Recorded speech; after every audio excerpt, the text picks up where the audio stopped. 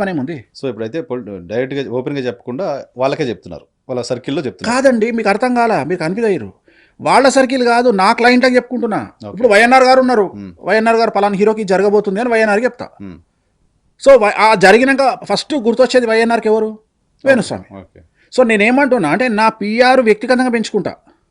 Okay okay okay, అర్థమైంది. నేను ఒక హీరోకి ఇది జరగబోతుంది అని నా సర్కిల్లో నేను 10,000 మందికి చెప్పుకుంటానండి.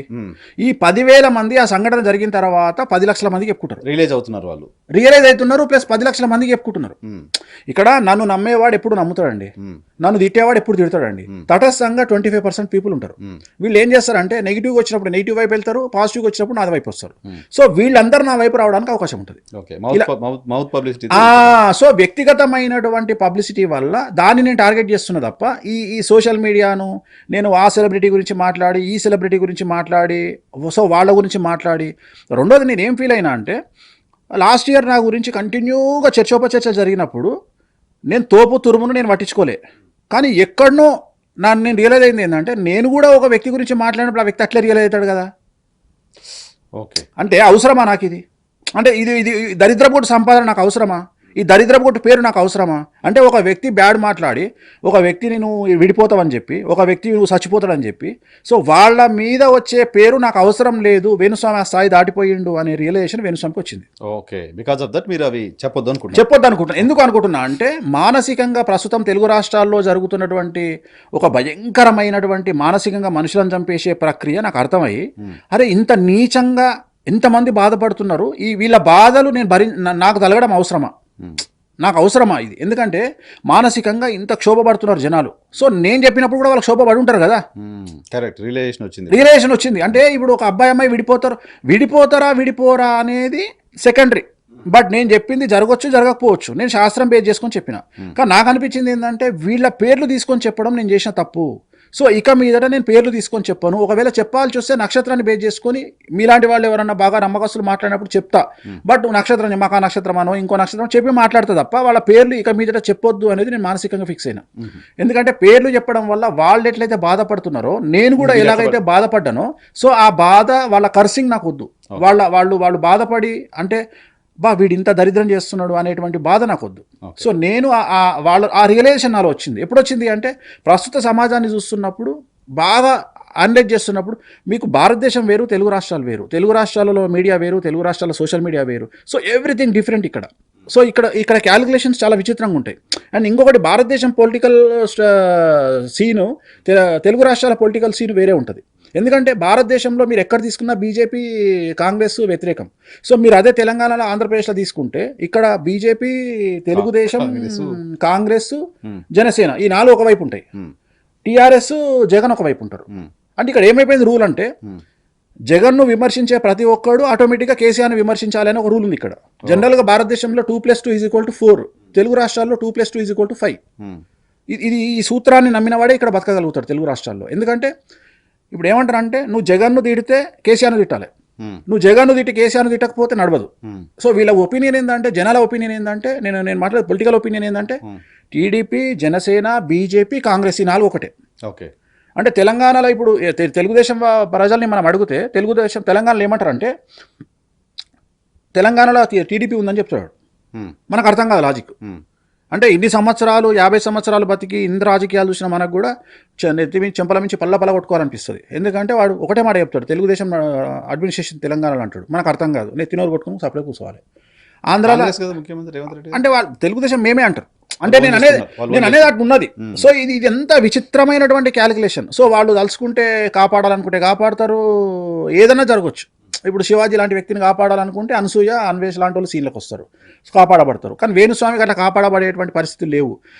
ఆఫ్టర్ ఆల్ జ్యోతిష్యం చెప్పినందుకు, నన్ను ఇంత టార్గెట్ చేసినందుకు నాకు నేనే రియలైజ్ అయినది అంటే ఓకే, నన్ను కాపాడడానికి ఏ పార్టీ లేవు కాబట్టి నాకు ఎందుకు ఈ తలకాయ నొప్పి. సో జనరల్గా మంగళోడు, బాపనోడు, డాక్టరు, చాకలి వీళ్ళందరూ పార్టీలకు అతీతంగా బతకాలి. సో నేనైతే జెన్యూన్గా మనస్ఫూర్తిగా నేను ఏ పార్టీకి అనుబంధంగా పనిచేయను.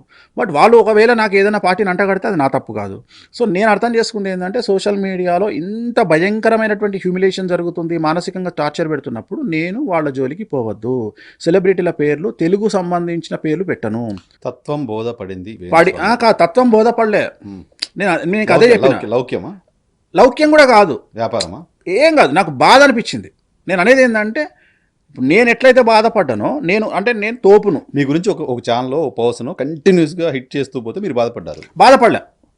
బాధపడలే రియలైజేషన్ వచ్చింది. అదే whatever it is. రియలైజేషన్ వచ్చింది. ఇదే నేను పరిస్థితి నేను మిగతా వాళ్ళు కూడా- నేను తోపును కాబట్టి మానసికంగా స్ట్రాంగ్ ఉన్నా కాబట్టి నాకు ఫ్యామిలీ నాకు సపోర్ట్ చేసింది కాబట్టి నేను బాధపడలా.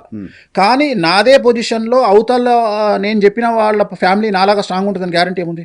Okay okay correct correct correct very very very good relation that is. ఇప్పుడు ఈ మధ్యకాలంలో మకా నక్షత్రానికి సంబంధించిన ఒక హీరో ఒక పెద్ద సినిమా అయిపోయింది.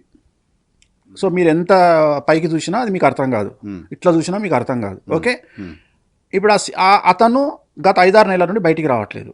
కారణం ఏంటి అంటే అతను మానసికంగా డిప్రెషన్లో ఉన్నాడు. నాకు అర్థమైంది. సో నాకు అర్థమైంది ఏంటంటే ఇట్లాంటి వాళ్ళు ఇంత బాధపడుతున్నప్పుడు వాళ్ళని బయటికి తీసుకొచ్చే ప్రయత్నం చేయాలి, కానీ వాళ్ళని రోడ్డు మీద పెట్టడం సముచితం కాదు అని నాకు అర్థమైంది. ఓకే, సో నేను ఒక హ్యూమన్గా, మనిషిగా నాకు అర్థమైంది ఏంటంటే ఇతరుల మనుషుల యొక్క మానసికమైనటువంటి స్థైర్యాన్ని మనం దెబ్బతీయొద్దు, లేదా వాళ్ళు బాధపడేటట్టు చేయొద్దు అని నాకు సిగ్గుశరం వచ్చింది. కాబట్టి నేను ఫిక్స్ అయింది ఏంటంటే ఆ పర్సన్కు డైరెక్ట్గా చెప్పకుండా, ఇక్కడ జరిగేది అల్టిమేట్ ఏంది, నా పిఆర్ పెంచుకోవడానికే కదా. నేను ఏం చెప్పినా యు ఆర్ డూయింగ్ బిజినెస్, నేను ఏం చెప్పినా పిఆర్ పెంచుకోవడానికే కదా. ఆ పిఆర్ నాకు వద్దు. ఏది సోషల్ మీడియా పరంగా చెప్పేది వద్దు. నా పిఆర్ను వ్యక్తిగతంగా పెంచుకుంటా. ఆల్రెడీ నాకున్న వ్యక్తిగతంగా పెంచుకుంటున్నా. ఇప్పుడు మీరు ఇప్పుడు ఎవరైతే అబ్బాయి చనిపోయిండో అట్లాంటి ఆ ఇన్సిడెంట్ చాలు నాకు కొత్త క్లయింట్లను ఒక 10,000 మందిని తీసుకురావడానికి. నా లైఫ్లో ఇలాంటిది నెలకోటి జరుగుతుంది. సో నెలకోటి జరిగింది అంటే సంవత్సరానికి యాజ్ టీజ్గా 1,00,000 మంది వస్తారు. 1,00,000 మందిలో 1% వేసుకోండి, అంటే సంవత్సరానికి 1000 మంది అయితే నా దగ్గరకు వస్తారు కదా. ఇది చాలు కదా నాకు, ఈ క్లయింట్ చాలు కదా. ఇంకా ఇంతకంటే నాకేం కావాలా? ఓకే, సో నేను అనేది అది. రెండోది, Venu Swamy costly costly costly costly costly అని ప్రచారం చేయడం వల్ల చాలా వరకు ఆటోమేటిక్గా ఇప్పుడు ఏమైపోయిందంటే వేణుస్వామి దగ్గరికి పోవాలి అంటే దశమహావిద్యాలు చేయాలంటే వేణుస్వామి అంటే ఒక క్లారిటీ వచ్చింది. అంటే దశమహావిద్యాలు చేయాలంటే వేణుస్వామి. సో ఒక అంటే నేను ఆల్రెడీ డైరెక్షన్ అటు ఇచ్చి వేణుస్వామి దగ్గరికి వెళ్ళండి అని నేను రూపాయి ఖర్చు పెట్టకుండా నాకు పబ్లిసిటీ వచ్చింది.